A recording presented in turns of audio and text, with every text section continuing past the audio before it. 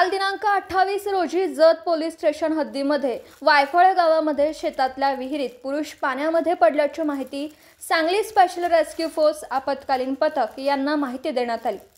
माहिती मिळताच जतसाठी special rescue force रवाना झाला। संध्याकाळी उशिरापर्यंत घटनास्थळी पोहोचले।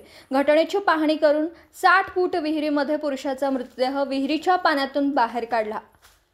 प्राथमिक माहिती अशी आहे की तो व्यक्ती सकाळी 27 रोजी घरापासून बेपत्ता होता, परंतु विहिरीच्या लगत त्याचा चप्पल व मोटारसायकल दिसून आल्याने संशयास्पद वाटल्याने की तो विहिरीमध्ये असावा किंवा विहिरीमध्ये पडलेला असं नातेवाईकांनी सांगितलं।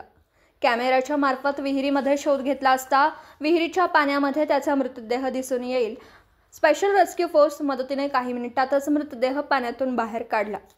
मयत व्यक्तीचं नाव गणेश आप्पासो सूर्यवंशी, वय वर्ष 38, राहणार वायफळ असं असून जत पोलीस स्टेशनमध्ये फिर्याद नोंदवली आहे।